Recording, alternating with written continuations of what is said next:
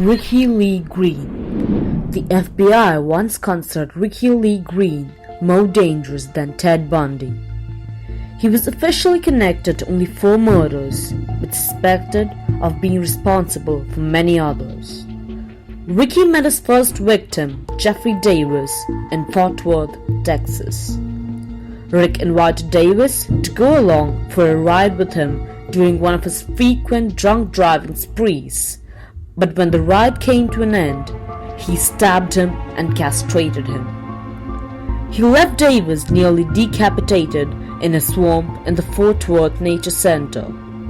Davis was only 16 years old at the time of his grisly murder that April in 1985.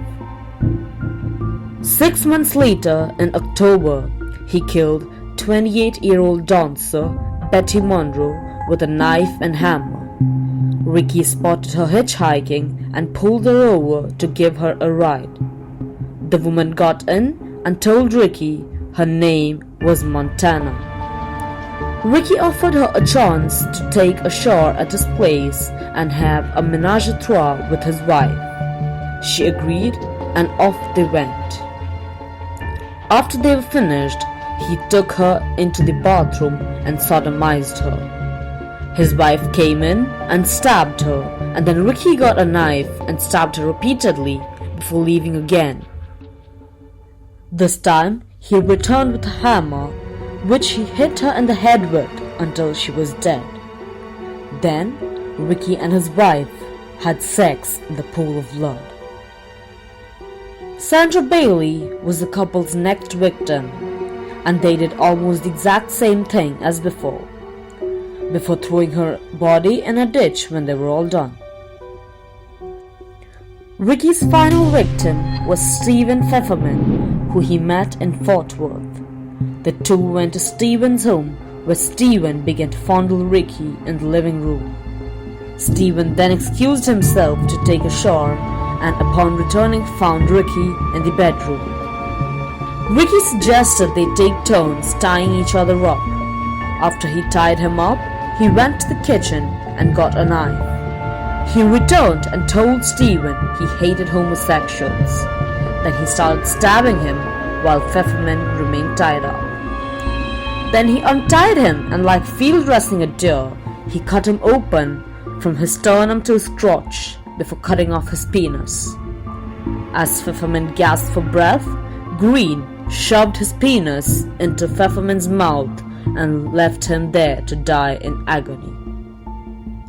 Green was arrested and charged with murdering Pfefferman and sentenced to death in 1990. Executioners had trouble finding a suitable vein because of Ricky's intravenous drug abuse. Before gasping for his own last breaths, he told everyone to remember that he had been a model prisoner on death row.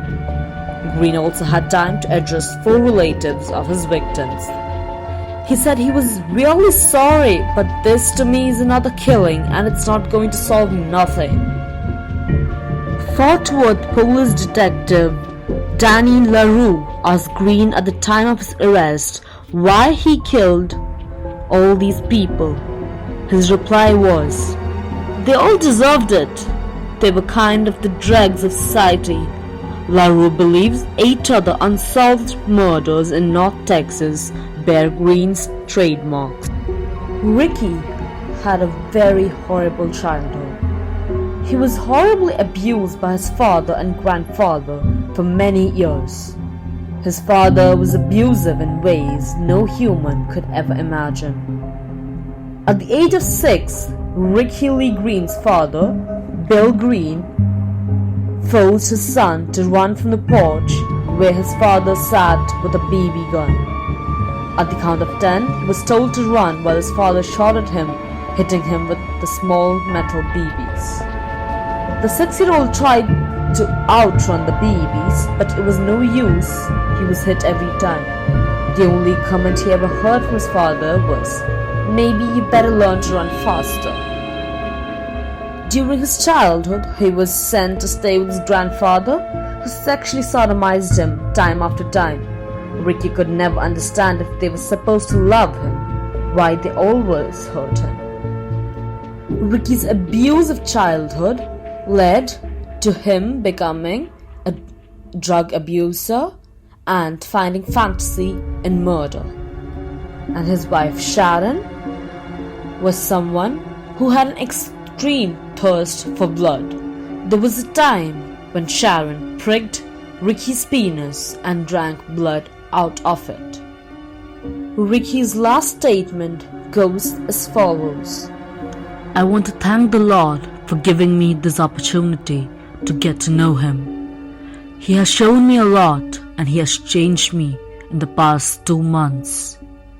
I have been in prison 8.5 years and on death row for 7, and I have not gotten into any trouble.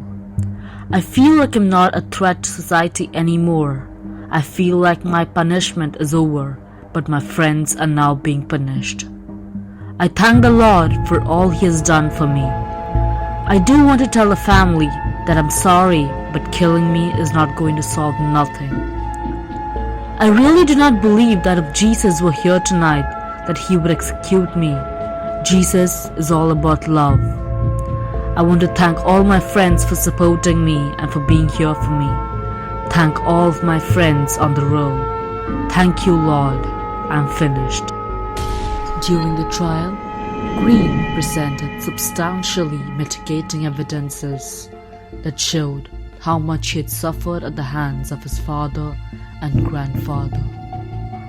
It is strange how childhood abuse can change someone into being someone that they never intended to be.